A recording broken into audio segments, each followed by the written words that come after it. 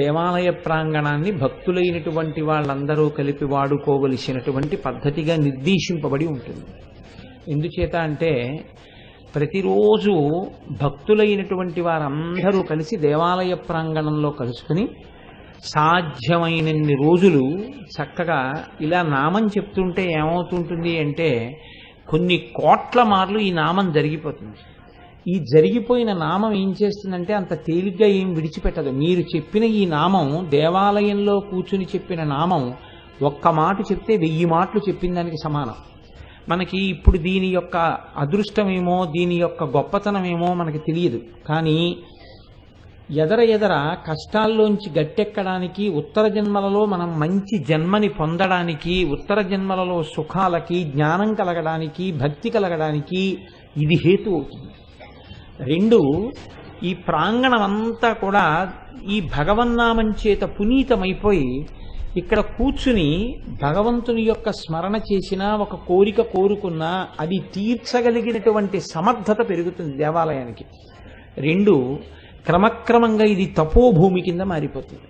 నేను ఈ మాట ఎందుకంటున్నాను అంటే, నేను ఒక 1.5 గంటల సేపు ప్రసంగం చేస్తున్నాను అనుకోండి, ఆ ప్రసంగ సమయమునందు నేను ఉండేటటువంటి విధానం ఒక తపస్సు. ఎందుకంటే ఇంకొక రకమైన ఆలోచన ఏది నా మనస్సులోకి రావడాన్ని అంగీకరించడానికి అవకాశం ఉండదు. ఎందుకంటే ఇంకొక ఆలోచన ఏదైనా లోపలికి వచ్చేసింది అనుకోండి, నీ చెప్తున్నది తడబడిపోతుంది. అందుకని 1 గంటన్నరో 2 గంటలో నా మనస్సు ఏకీకృతమై భగవత్ సంబంధమైన విషయమునందు మాత్రమే నిలబడిపోయి ఉంటుంది. నేను చెప్తుండగా ఇక్కడ కూర్చున్న వాళ్ళందరూ ఏకాగ్రతతో ఆ విషయాన్ని వింటూ ఉంటారు. దానివల్ల ఏమైపోతుంది అంటే శృణ్వం తపః, వినడం తపస్సు, చెప్పడం తపస్సు.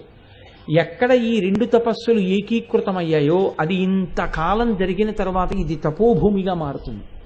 మారిన తర్వాత ఎవరైనా కొంచెం మనస్సు బాధతో ఉన్న వాళ్ళు ఉన్నారనుకోండి, వాళ్ళు వచ్చి దేవాలయంలో కూర్చోగానే వాళ్ళకి మనశ్శాంతి కలుగుతుంది. ఇక్కడికి వచ్చి కూర్చునేటప్పటికి ఏదో మనసు సేద తీరిందండి, ఒక చక్కటి ప్రశాంతత కలిగిందండి అంటాడు. ఆ స్థితి దేనివల్ల వస్తుంది అంటే అందరం కలిసి సామూహికంగా భగవన్నామం చెప్పి భగవత్ కథా శ్రవణం చెయ్యడం వల్ల వస్తుంది. కనుక మీకు నేను నిన్నటి రోజు వరకు కొన్ని నామములను చెప్పి ఉన్నాను. ఇవాళ తాటంకయుగళీభూత తపనోడుప మండల అని పిలుస్తున్నారు అమ్మవారిని. ఇది చాలా పరమ పవిత్రమైనటువంటి నామములలో ఒకటి. అంటే ఏ నామము పవిత్రము కానిదంటూ ఉండదు, కానీ సౌభాగ్యమును కటాక్షించడం చేత దీని శక్తి మిక్కుటంగా ఉంటుంది. ఈ నామాన్ని మీరు కొంచెం జాగ్రత్తగా పరిశీలనం చేయండి. ఇందులో ప్రారంభం చేస్తూనే అంటున్నారు తాటంకయుగళీభూత తపనోడుప మండల. యుగళి అంటే 2 అని, యుగళ గీతము అంటే 2 కలిసి పాడిన పాట అని కదండి. తాటంక యుగళి అంటే 2 చెవులకు అమ్మవారు తాటంకములను ధరించి ఉన్నది. ఇక్కడ మీరు తాటంక అన్న శబ్దానికి కొంచెం జాగ్రత్తగా అర్థం చేసుకునే ప్రయత్నం చేయాలి. ఇప్పుడు అమ్మవారి చెవులకు తాటంకములు ఉన్నవి అంటున్నారు. తాటంకము అన్న మాటకు అర్థం ఏమి? దీన్ని మీరు కొంచెం జాగ్రత్తగా చూస్తే అంక అన్న మాటకు అర్థం గుర్తు. తాటంక అంటే తాటాకు గుర్తుగా కలిగినది, లేదా ఆ చెవియందు తాటాకు గుర్తుగా పెట్టబడినది అని గుర్తు, లేదా తాటాకు చేత గుర్తింపబడినది అని గుర్తు, లేదా సౌభాగ్య సూచనగా తాటాకును గుర్తుగా చెవి ఆభరణముగా కలిగి ఉన్నది అని గుర్తు. మీరు ఎలా మార్చి చూసినా దాని భావార్థం మాత్రం ఇంచుమించు ఒక్కలాగే ఉంటుంది. ఇక్కడ మీరు అంక అన్న మాట చాలా గొప్పది ఆ నామంలో. అంకము అంటే తొడ, అంక అంటే గుర్తు. ఇప్పుడు ఈ గుర్తు అన్న మాటని ఆధారం చేసుకుని మీరు చాలా జాగ్రత్తగా పరిశీలనం చేయవలసి ఉంటుంది. గుర్తు అనేటప్పటికీ ఒక వ్యక్తికి ఒక పెద్ద సిద్ధాంతం ఒకటి ఉంటుంది. ఇలా చేస్తే దేశం బాగుపడుతుంది అని ఆయన నమ్ముతాడు. ఇప్పుడు ఆయన భావాలన్నిటినీ కలిపి ఆయన ఒక రంగులో పెట్టుకుంటాడు. పెట్టుకుని ఆయనకి ఎరుపు అంటే చాలా ఇష్టం. ఆ ఎరుపు ఎరుపు ఎరుపు జీవితం అంతా ఎరుపునే నమ్ముకుని బతుకుతాడు. ఇప్పుడు భగవంతుణ్ణి నమ్మనన్నవాడు కూడా ఆ ఎరుపుని నమ్మడంలో ఒక విశ్వాసమును పెట్టుకునే ఉన్నాడు. నా మాటని మీరు పట్టుకుని ఉంటారు అని నేను అనుకుంటున్నాను. ఈ దేశం బాగుపడాలంటే ఇదిగో ఈ సిద్ధాంతాలు ఉండాలి అన్నాడు ఒక ఆయన. ఆయన చేతిలో ఒక ఎర్ర జెండా ఉందనుకోండి, మీరు నేను ఇంకా కొంచెం ముందుకు బయటకు వచ్చేయాలంటే, ఇప్పుడు ఆయన నమ్ముకున్న సిద్ధాంతాలన్నింటికీ ఏమిటి ఆధారం? ఆయన నమ్ముకున్నవన్నీ ఆ ఎరుపులో ఉన్నాయి. అందుకని ఆయన ఎర్ర జెండా ఎర్ర జెండా ఎర్ర జెండా అంటుంటాడు. ఆ ఎర్రతనంలో ఉంది ఆయన గుర్తంతా. ఆయన ఎరుపుని నమ్ముకుని ఉన్నాడు. ఎరుపులో అవన్నీ ఎక్కడ ఉన్నాయా అని మీరు అన్నారనుకోండి, ఆయన ఏదో చెప్తాడు సిద్ధాంతం చెప్పి, మొత్తానికి ఈ ఎరుపులోనే నేను నమ్మిందంతా ఉందంటాడు. ఇప్పుడు ఆయనకి ఆ ఎరుపు గుర్తు ఆయన యొక్క సిద్ధాంతానికి. మన తెలుగుదేశానికి అంతటికీ, తెలుగుదేశానికంటే ఆంధ్రదేశానికి అంతటికీ కలిపి తెలుగు తల్లి అని ఒక గుర్తు. దేశాన్ని ఒక సాకారం చేస్తే ఆంధ్రమాత. భరతమాతనంతటినీ బకించంద్ర చటర్జీ దర్శనం చేశారు. వందే మాతరం సుజలాం సుఫలాం మలయజ శీతలాం అని భరతమాతగా ఆయన ఉపాసన చేశారు అమ్మని. అది ఒక ఉపాసన, అది ఒక గుర్తు. అలా సౌభాగ్యమునకు ఒక గుర్తునిచ్చారు. ఈమె సౌభాగ్యవతి. సౌభాగ్యవతి అనగా ఆమె 5వ తనమును కలిగి ఉన్నది. 5వ తనమును కలిగి ఉండడము అంటే సభర్తృక, భర్త జీవించి ఉన్నది. సమస్త మంగళములు ఆడదానికి ఎక్కడుంటాయి అంటే భర్త జీవించి ఉండడంలోనే ఉంటాయి. అది ఎంత పవిత్రమైందంటే, ఆవిడ పేదరాల ధనికురాల ఇవన్నీ అనవసరం. ఆవిడికి 5వ తనం ఉంటే చాలు, ఆవిడ పూజనీయతని పొందుతుంది. అంతకన్నా వేరొక కోణాన్ని నా నోటితో నేను చెప్పను.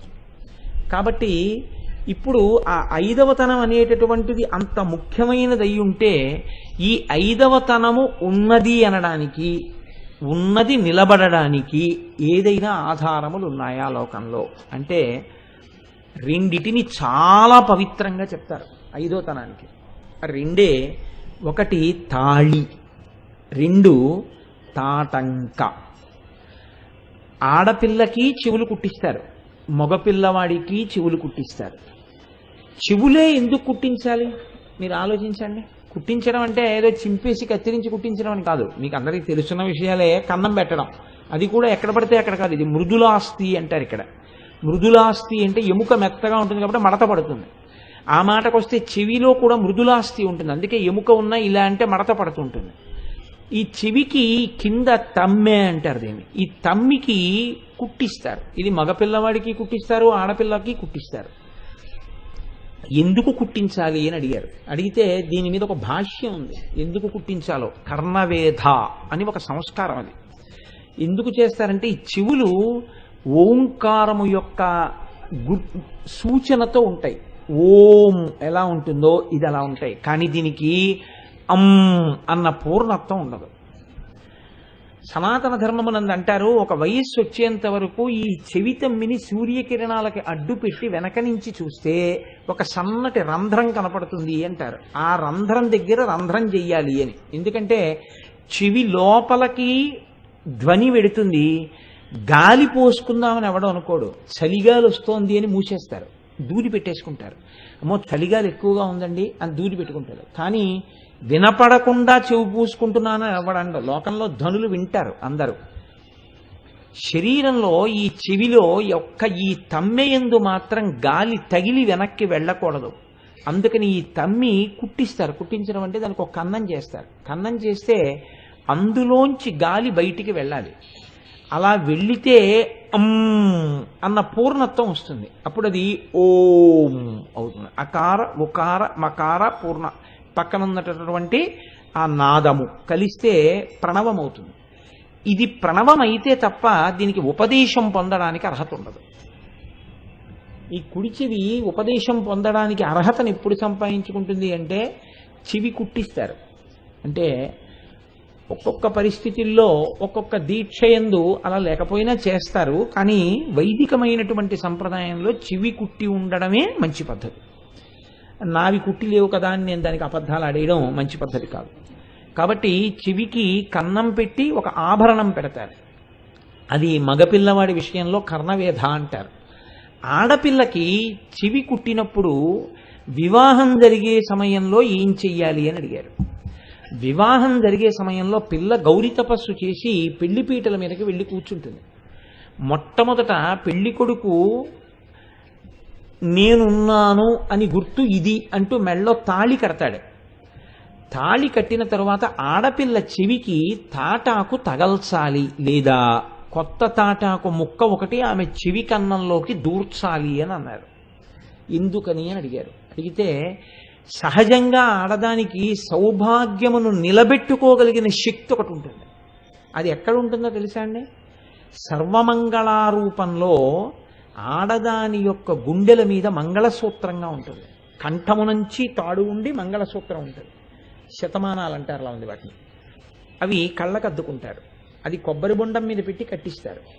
ఇది ఎవరు ప్రతిరోజు ఆ సర్వమంగళాదేవత అక్కడ ఉన్నదని నమ్మి ఉపాసన చేశారో ఆవిడ ఏం చెయ్యగలుగుతుంది అంటే భర్తకి గండం వస్తే ఈవిడ ఉపాసన తప్పిస్తుంది.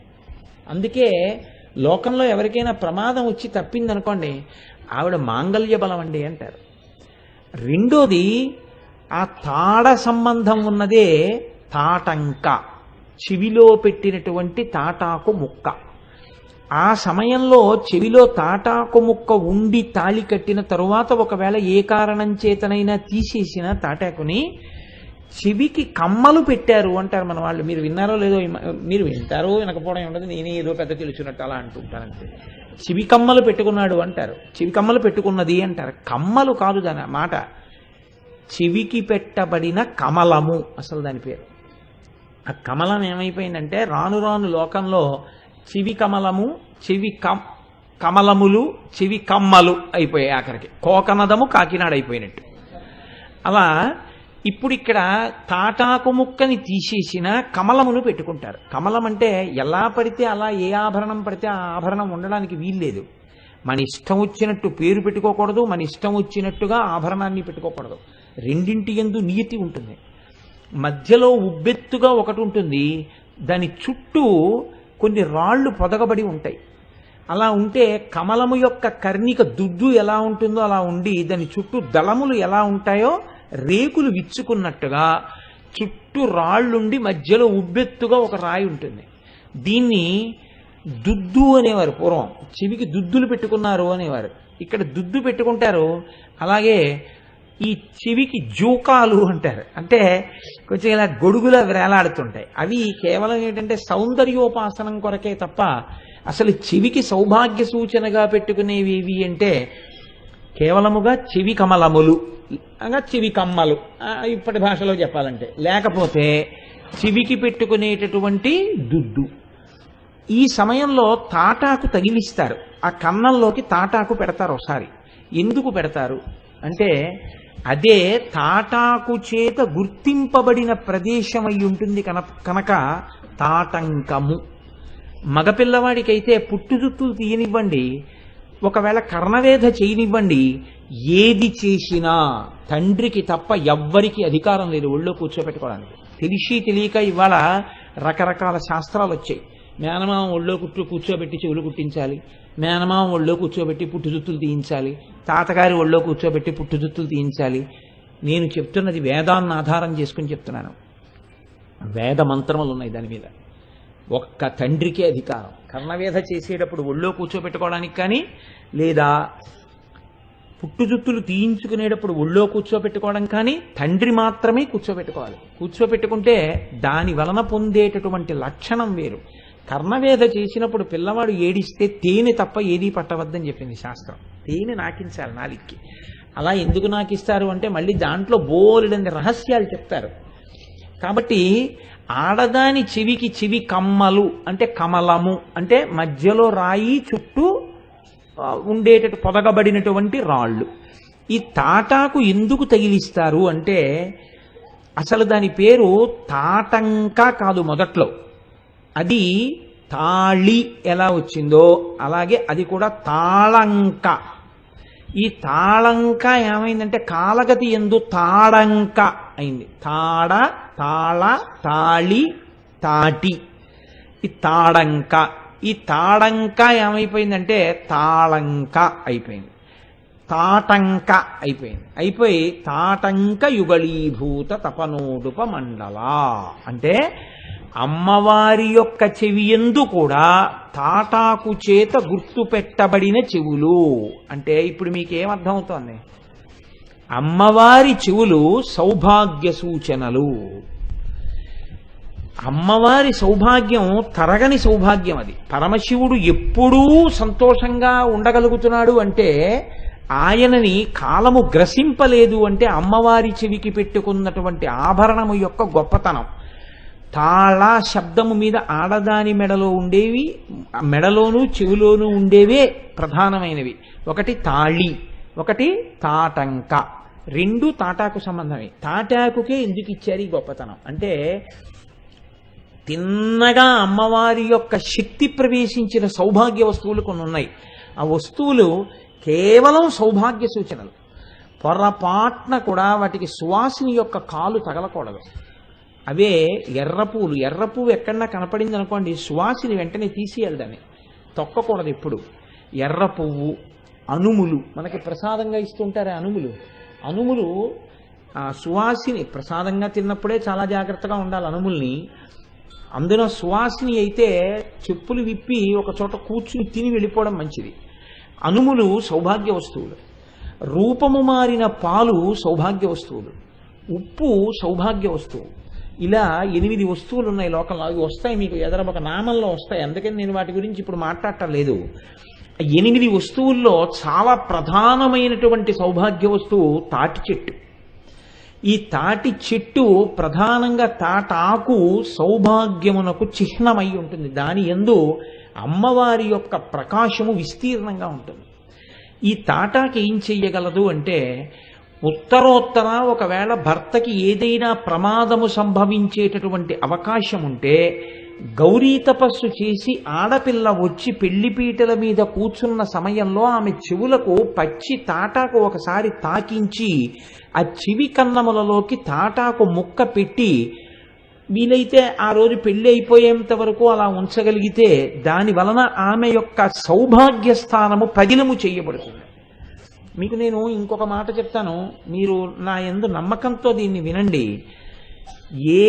ఎలాగైనా ఆడది భర్తకి కనపడవచ్చు, దోషం లేదు. స్త్రీకి నిషేధం ఏది అంటే, ఎట్టి పరిస్థితులలోనూ చెవులకు ఆభరణం లేకుండా మాత్రం సభర్తృక భర్తకి కనపడకూడదు. ఒకవేళది దుష్ట సమయమై భర్త ఆభరణములు లేనటువంటి చెవులను కానీ భార్యవి చూస్తే ప్రమాదము జరిగినా జరగవచ్చు. అందుకే ఒకవేళ ఏ కారణం చేతనైనా తాటంకములను తీస్తే, చెవి ఆభరణములను తీస్తే భర్తకి ముందు చెప్పవలసి ఉంటుంది. మీరు ఒక అరగంటో గంటో లోపలికి రావద్దు అని చెప్పాలి. చెప్పి ఆ ఆభరణములను తీసి వెంటనే తాటాకు ముక్కలు పెట్టేసుకుని అప్పుడు అవి కడుక్కోవడమో కుంకుడు పులుసులో వేసుకోవడమో ఏదో నా బుర్ర చేసి అప్పుడు మళ్ళీ ధరించిన తరువాత మాత్రమే భర్తృదర్శనాన్ని పొందడం చాలా ముఖ్యమైనటువంటి గమనించదగిన విషయం. ఎందుచేత అంటే, నేను మీకు మొదట్లోనే మనవి చేశాను, ఒక ఆయనకి ఎర్ర జెండాలో ఎంత నమ్మకమో వేదం తాటాకు యందు సౌభాగ్యపు శక్తి అంత ఉన్నది అని చెప్పింది. అందుకే తాళి తాటంకము. మామూలుగా తాటాకు సౌభాగ్య సూచనగా అంత శక్తి ఉంటే అమ్మవారి చెవులు ఎంత శక్తివంతమై ఉంటాయి ఆ ఆభరణమును దాల్చినవి. అందుకే అది విన్న, అలా మానసికంగా చూసిన దాని వలన ఏమవుతుందంటే ఉత్తర క్షణంలో మన సౌభాగ్యములు నిలబడతాయి. అందుకే ఆ నామం అంత గొప్ప నామం. అది కూడా దశమి శుక్రవారం సాయంకాలం వింటే మరింత పవిత్రం. కాబట్టి తాటంక యుగళీభూత తపనోడుప మండల. ఇప్పుడు చూడండి, అందరూ మామూలుగా చెవి కమలములు పెట్టుకుంటారు, చెవికి తాటంకములు పెట్టుకుంటారు. అమ్మవారు పెట్టుకునేటప్పుడు ఒక గమ్మత్తు చేసింది. ఆవిడేం చేసిందంటే, చెవికి మామూలు ఆభరణాలు పెట్టుకోలేదు. పెట్టుకోకుండా తపన ఉడుప. తపన అంటే సూర్యుడు, ఉడప అంటే చంద్రుడు. అందుకే ఉడిపి అన్న పేరు ఎందుకు వచ్చిందంటే, ఉడిపికి అక్కడ చంద్రుడు తపస్సు చేశాడు, అందుకని ఆ క్షేత్రానికి ఉడిపి అని పేరు వచ్చింది. తపనోడుప మండల. ఆవిడ ఒక చెవికి సూర్యుణ్ణి, ఒక చెవికి చంద్రుణ్ణి పెట్టుకుని ఉంటుంది. ఏ చెవికి సూర్యుడు, ఏ చెవికి చంద్రుడు అనేం ఉండదు. ఇది టెళ్ళినా వచ్చే నష్టం ఏమి ఉండదు. ఈ చెవికి ఇదే పెట్టుకోవాలని ఏమి ఉండదు. అందుకే సూర్యుడు ఇటు రావచ్చు, చంద్రుడు ఇటు రావచ్చు, దానివల్ల పెద్ద ప్రమాదం ఏమి ఉండదు. కాబట్టి యుగళీభూత రెండిటినీ దాల్చి ఉన్నది. సూర్యుణ్ణి చంద్రుణ్ణి తన చెవిలకు ఆభరణములుగా కలిగి ఉన్నది. సౌభాగ్య సూచనలో చెవిని అంత ప్రధానంగా ఎందుకు తీసుకున్నారో తెలుసా అండి? చెవిని అంత ప్రధానంగా తీసుకుని అక్కడ తాటాకు అన్నది పెట్టి అది సౌభాగ్య స్థానము అని నిర్ణయించడానికి ఒక కారణం ఉంది. ఏది ఆ కారణము అంటే, సనాతన ధర్మమునందు విడాకులన్న మాట లేదు. అసలు ఆ మాట లేదు. అసలు దంపతులు విడిపోవడం అనేటటువంటి ప్రశ్న తేలేదు సనాతన ధర్మం. ఎప్పటికీ కలిసే ఉండాలని చెప్పిందంతే. ఒకవేళ పొరపాటు చేసినా ఉద్ధరించుకుని మళ్ళీ తన పక్కకి తెచ్చుకోవడమే గౌతముళ్ళ. అంతేకాని అసలు భార్యని విడిచిపెట్టేయడం, విడాకులు తీసుకోవడం అనేటటువంటి సందర్భం, అసలు ఆ అధ్యాయం, అటువంటి స్థితి సనాతన ధర్మమునందు లేదు. అంత కలిసి ఉండవలసినటువంటి స్థితిలో ఆమె ఈయన మాట వినాలి, ఈయన ఆవిడ మాట వినాలి. మీరు చూడండి, ఆయన నా మాట ఏం వినరండి అంటుంది. ఆవిడ బాధల్లా ఏమిటంటే, ఆయన నా మాట వినరండి. ఆయన ఏమంటాడో తెలుసా అండి? ఆవిడ నా మాట విందండి. విందంటే చెవులకు దూదిట్టుకుంటుందా? కాదు, ఆచరించదు. వినుట అంటే ఆచరించుట. వినుట అంటే ఆయన చెప్పింది పాటించాలి నేననేటటువంటి వినయముతో కూడినటువంటి అనువర్తయై భార్య ఉండుట. అందుకని వాళ్ళిద్దరూ అలా కలిసి ఉంటే బండికి 2 చక్రాలుగా ఉంటారు. అంతేకాని అస్తమానం భర్త మీద జోకులేయడం, భర్తని పనికిమాలిన వాడిగా చూడడం, అది సంప్రదాయం అని అనిపించుకోదు, అది గొప్ప విషయం అని కూడా అనిపించుకోదు. ఎందుకు అనిపించుకోదో తెలుసా అండి? 3 కారణముల చేత అనిపించకూడదు. ఎందుచేత అంటే, ఒకటి, ఆడదానికి ధర్మశాస్త్రం ఒక గొప్ప స్థితినిచ్చింది. ఏది ఆ స్థితి అంటారేమో, భర్త దైవమే. దైవమైన కారణం చేత ఆవిడ తీసుకొచ్చి ఆయనకు ప్లేట్ ఇడ్లీ అక్కడ పెట్టింది అనుకోండి, ఈశ్వరుడికి బాలభోగం చేసిన ఫలితం ఆవిడ ఖాతాలో వేస్తారు. భర్త కాళ్ళు పట్టింది అనుకోండి, భగవంతుడికి ఏకాంత సేవ చేసిన ఫలితం ఆవిడ ఖాతాలో వేస్తారు. ఆయన పూజ చేసుకుంటుంటే ఈవిడ నైవేద్యమో వంటో చేసింది అనుకోండి, పిల్లలకి జడలేసింది, వేస్తే ఆయన చేసిన పూజలో సగం ఫలితం ఈవిడ ఖాతాలో వేస్తారు. నీ ఉపాధి నిలబడింది అంటే ఆవిడ చేసిన సేవ వల్ల. అందుకని నీ పుణ్యం అంతట్లో ఆవిడికి సగం వేస్తారు, నీ పాపంలో ఆవిడికి వేరు. నీకు అన్నం పెట్టింది సరిగ్గా ఉండమంది కానీ నిన్ను పాపం చేయమందే, అందుకని వేరు. కానీ ఆవిడ చేసుకుంది అనుకోండి, మళ్ళీ ఆవిడ భగవన్నామని చెప్పింది అనుకోండి, మొగాడికి వేరు, భర్తకి లేదు అందులో.